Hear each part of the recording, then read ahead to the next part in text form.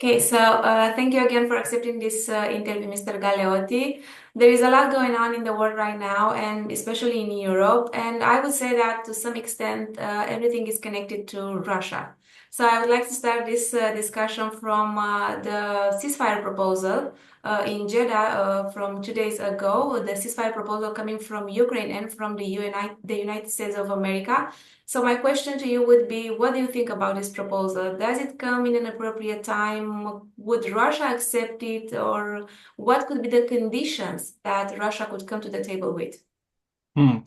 Well, I mean, in terms of timing, to be perfectly honest, any time is a good time for a ceasefire in this such a ghastly war. And look, in and of itself, we must accept that it is a very limited measure.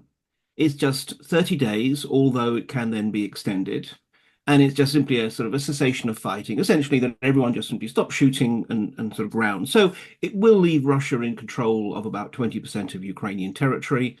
And well, depending on what happened, it might leave the Ukrainians in control of a very small amount of Russian territory in the Kursk region, although they're making major efforts to try and push the Ukrainians out there.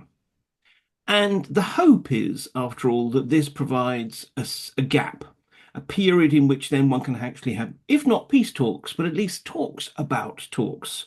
And the key thing to stress is exactly we are not anywhere near an end to this war. But this does provide a potential opportunity to move towards certainly the closest we've seen really since the actual start of the full-scale invasion in February 2022. And when we come to seeing what the Russians want, well, this is the interesting thing. At the moment, there is this deal on the table. The Russians are being very non-committal. In part, that's because Putin doesn't make decisions quickly. In part, it's because he's waiting until President Trump's personal representative, Mr. Witkoff, arrives in Moscow. And in part, again, I think the Russians are precisely trying to feel out if there are additional concessions they can build in. Now, the problem is here we are at the impact point between two very, very unpredictable forces. On the one hand, what will Putin ultimately think he can try and get away with? But on the other hand, is how far is Donald Trump, who, after all, has been so brutal, frankly, in his treatment of the Ukrainians to get them to this point, how far is he also willing to play hardball with the Russians? And the truth of the matter is, we don't know either. I think when it comes down to it, the Russians will not want to just simply say no, because they know to do that would essentially be to insult Donald Trump. And Donald Trump is, as we've seen, a very thin-skinned individual who does not respond well to that kind of defiance. So either they will say yes, or more likely they will say yes, but. Yes, we're delighted. We think this is a great idea, but we also need this and we also need that. And, really, sort of then we're into the haggling phase. I think we have to acknowledge we're at the start of a process rather than at the end of one, but it is actually an encouraging process. But we see that there are also a lot of talks about the possible peacekeeping force mission in Ukraine with European troops, mostly coming from NATO troops. And we know that Russia several times said that it doesn't want NATO troops on the Ukrainian soil. What do you think about that? Could that be possible?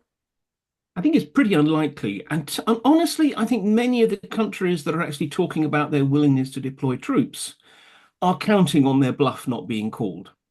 Because all of them say, we're willing to deploy troops, but it has to be in the context of an agreement. So in other words, Moscow has to say yes, and also with what they call an American backstop. In other words, that even if the troops on the ground are European, if Moscow tried anything, the Americans would come in to help them. Now, that's another way of saying that they would expect America to go to war with Russia on their behalf, if need be. We've seen no evidence at all that Donald Trump's administration is interested in that kind of thing. So, look, at present, I see this essentially as politics. It's very striking that the true impulse for this came from Emmanuel Macron, who, after all, has talked about sending French troops before. This is, in my opinion, just some grandstanding. It sort of helps him look like the great sort of Napoleon of the new Europe. I don't think it's likely to happen. If we do see any kind of monitoring force, I think the Russians will demand that it's either a United Nations force or else it's drawn much more broadly. So yes, there might be some European countries, but then there might also be the Turks, who, while they're a NATO member, are one that the Russians feel more friendly with. But then there might be Indian troops and Brazilian troops and who knows who else. They're definitely not going to allow what looks like a NATO battle group to be moved into Ukraine. Do you think under the current circumstances, Ukraine still has the chance to go back to the 2022 borders or 2014 borders? For the moment, frankly, I find that almost inconceivable. And pretty much it has been from the beginning of this war. The interesting thing is we're in a situation in which, look, Russia cannot conquer Ukraine. We're not going to see Russian tanks rolling all the way to the Romanian border. But at the same time, Ukraine cannot break Russia to the degree where it can push the Russian troops out. I think the tragic truth of the matter is, regardless what basic morality and international law says, we have to accept that essentially the current battle lines are likely to be, not necessarily forever, but for the moment, are essentially going to become the new borders between Ukraine and Russia. The whole question really is whether or not the Ukraine that's left can be free, secure, and sovereign. So actually, the line between the independent territory and the one that would be under the occupation of the Russians, where could that be? Are we talking about the line, the front line that is now currently in Ukraine? I mean, I suspect so. I mean, obviously, if this particular peace deal falls apart, then we're going to see the Russians resume and continue their offensive. But even so, I mean, they are moving the front line sort of forward, but very, very slowly with massive costs. So essentially, I imagine the de facto border is going to be pretty much where the current front line is. But what does the Russian civil society think right now about this war? Because, of course, there are 3 years of war, and the consequences, especially the economic consequences, were felt by the Russians. What do they think right now about this war? And what does the Kremlin, actually, the Kremlin leaders think about this war? Not necessarily Vladimir Putin, because we know already his perspective, let's say. Yes, I think there is a considerable dissatisfaction with what's going on. I mean, you've got to realize that there's a difference between being unhappy with the war and wanting your own country to lose. And I think most Russians are in that position of they wish this war hadn't started and they hope it doesn't affect them directly anymore. But on balance, they also hope that their country can at least sort of come out of this without some terrible defeat. It's quite striking. I mean, if one looks, it's very difficult, obviously, to do opinion polling in what is an authoritarian state. But nonetheless, some people have tried clever ways of doing it. And roughly speaking, we've got about a quarter of Russians who are essentially in favor of the war. Doesn't mean that they're in favor of war crimes and so forth, but they've accepted the narrative that Russia had no choice but to invade. There's about a quarter to a third who are opposed to the war. And then there's a large chunk of people in the middle who don't really know what to believe. They're trying not to really think about it. If you look at, for example, television figures, people are not watching the news anymore. They're watching escapism, science fiction, romantic comedies, whatever. They want to hide.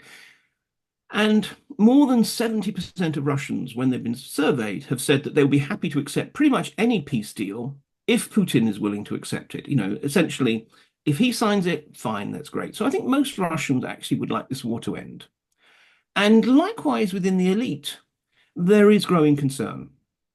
There's growing concern because there is a clear awareness of the damage to the economy. And particularly 2026 is likely to be the year when we really start to see the impact of the war really affecting the economy as a whole, as well as ordinary people's lives. But also from the elite's point of view, there is that sense of Russia's sort of declining place in the world, being more and more excluded from Europe. And remember, Russians think of themselves as Europeans. So, I mean, I think there is considerable concern, but not of the kind of level that is going to push people into publicly resisting, because this is still a brutal, thuggish police state. And to do that is almost a sort of guarantee that you'll be going to prison or whatever else. So dissatisfaction, a hope that the war will end, but not on any terms. And given these circumstances, how long can Russia actually continue this war if they don't get to a peace agreement? I mean, the truth of the matter is an authoritarian regime can continue these kind of wars for a long time because they don't have to worry about elections and public opinion really up to a certain point. So, I mean, up to now, essentially, the Russian economy has been handling this war surprisingly well because of all the spending on defense. I mean, overall GDP has increased. And although everyone is feeling the pinch in terms of the prices of food in particular, it's basically okay. There is a sense that come next year, the tough decisions about guns versus butter, about spending on the civilian sector compared with the military sector would have to be made. But when it comes down to it, if the war is still raging, Putin will presumably feel the need to focus on the war. When it comes down to it, I think that actually Russia can continue this war longer than Ukraine because of the casualties that Ukraine is suffering, because of the degree to which the Ukrainian economy is essentially being kept on life support by Western aid, and the fact that the Western enthusiasm to continue supporting Ukraine may well actually come under question. There are also a lot of reports coming from European intelligence services saying that Russia might prepare a war towards a NATO country in the future, and there are talks about 3 years, 5 years, or even 10 years. What do you think about these reports? I'm pretty skeptical. I mean, first of all, let's just talk about the facts of military reconstitution. I mean, the idea that in a couple of years' time, the Russian military, which has been absolutely gutted by this war, will be back to its old strength is frankly implausible. I think really we're talking about 8 years as a minimum to build up. And that's assuming that Russia can afford to spend massively rebuilding its military potential in that time. But there's also a key difference between capacity and intent. Just because you can attack NATO does not mean you necessarily want to. And I think we have to realize the degree to which Ukraine to Putin was special, is special. Putin essentially does not believe that Ukraine is a real country. He thinks that it's a sort of a strange amalgam that Lenin created after the revolution, and that certainly the eastern half of it, from Kiev onwards, is really Russian, that was just sort of unfairly taken from it, whereas the rest is, well, more Poland than anything else. So, from his point of view, he wanted to be, shall we say, the Tsar who regathered all the Russian lands together. He clearly doesn't think that about Finland, about Estonia, about Poland, about Romania. I mean, I think, he fully accepts that these are separate countries. And yes, he might sometimes try and lean on them and put political pressure on them and so forth. But the idea that he would risk a war with the largest military alliance in the world, the most powerful military alliance in the world, just simply to test NATO or similar, to me seems very implausible. Putin ultimately is a ruthless, pragmatic realist. He went into Ukraine because he thought it would be easy, and he was wrong. I don't think he's going to test the capacity of NATO to resist. If hypothetically they will get to a peace agreement on Russia's terms, meaning they will keep the territories they occupied so far, what could Europe and especially Romania lose in all of this? I mean, look, we have to acknowledge any such deal would clearly be a blow to international law and the overall sort of international system. But frankly, it's an international system that has been becoming increasingly threadbare over the years anyway. In practical terms, what we would lose, one has to set against what we would gain. Because I think it is clear that actually a sovereign Ukraine, given the chance, would be very, very keen to ally itself and align itself very closely with Europe. They would be pushing for EU membership. They would obviously also be pushing for NATO membership, though that might have to be sort of ruled out precisely as part of the sort of the deal with Russia. There will be a lot of money invested in reconstruction of Ukraine, but one can argue that money spent on reconstruction is better than money spent on weapons that are then used and destroyed. I mean, actually, I think there is a huge opportunity if there is peace for Europe and indeed, obviously, for Romania in a newly sovereign Ukraine. But the war has to end. So I think that the risks to Europe are not so great. I mean, clearly, it means that Ukraine suffers. Ukraine suffers in the sense of it's lost a fifth of its territory. And the millions of Ukrainians who are behind that front line will suffer. I mean, at best, they will face probably a sort of enforced Russification. At worst, they face very, very brutal occupation, maybe even resettlement across the Russian Federation, the way that the Soviets carried out. So it's not that I'm advocating it as a positive outcome generally, but I do think we have to appreciate that, in fact, there are more opportunities than dangers, I would say, for Europe.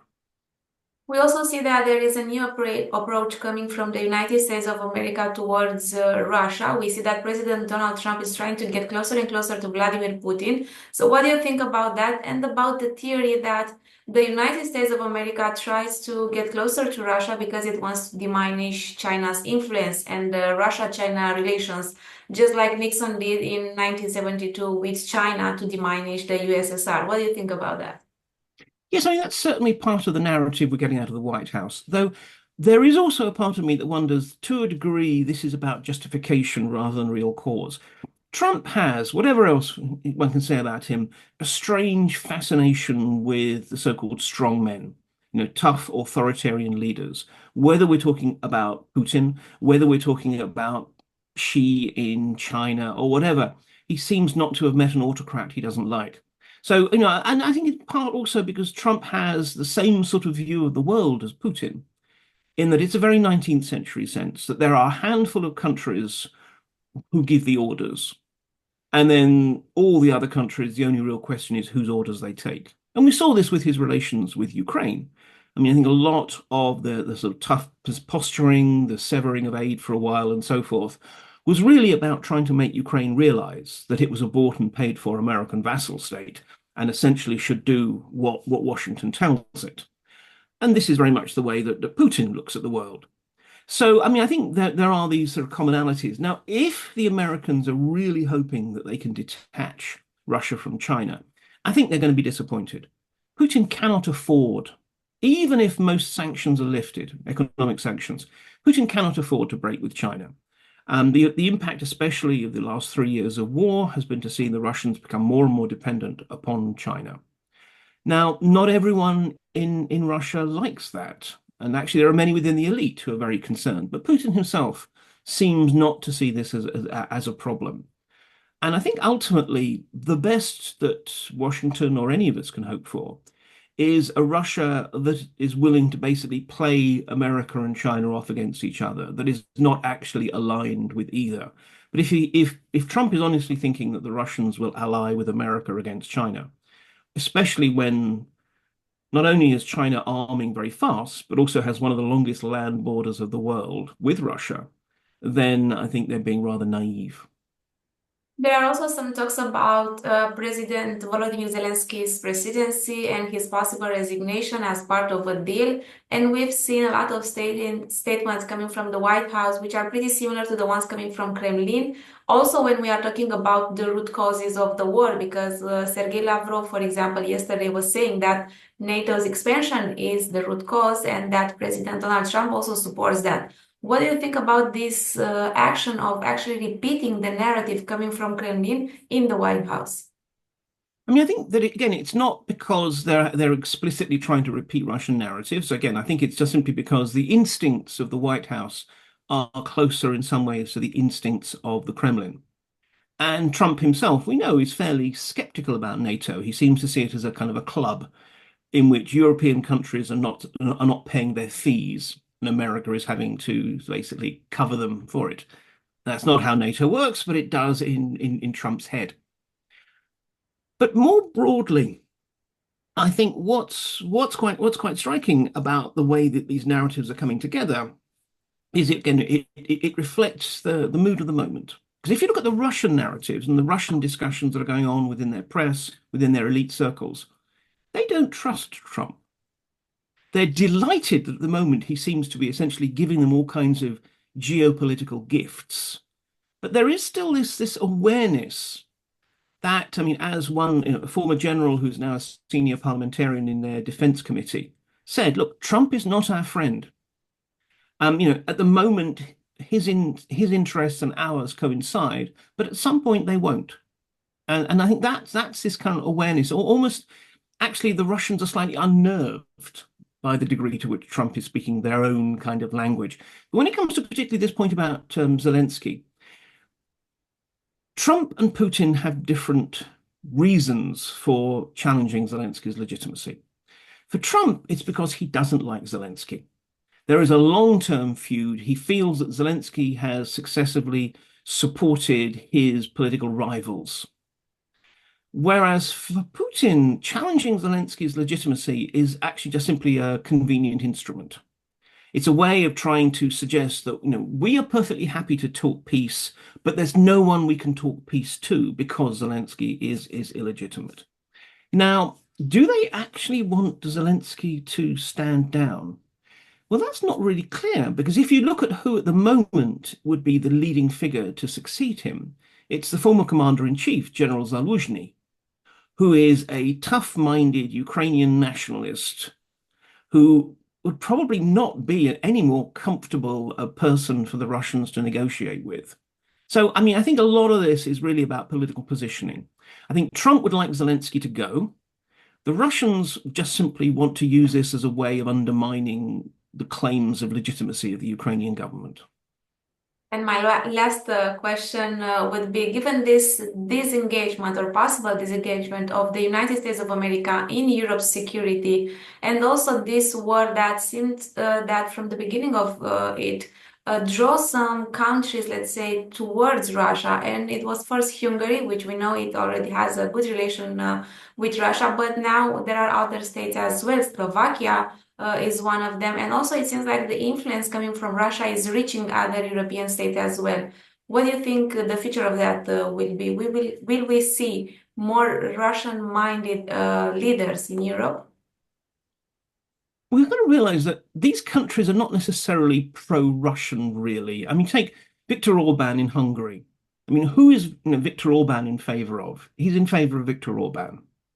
And it's convenient for him often to play Brussels against Moscow, so that when Brussels comes down criticizing the clearly anti-democratic policies that he's been implementing, he can more or less suggest, well, if you push me too far, I might well make more of a deal with the Russians, or at the very least be very, very inconvenient, blocking various, as he has from time to time, blocking various votes on aid for Ukraine and the like. But when it comes down to it, he's not looking to get out of the European Union or anything like that. He still wants all those lovely European Union subsidies coming into the Hungarian economy. Likewise, if you look at Robert Fico in Slovakia, actually, this is a very cynical transactional use of playing the Russia card more than anything else.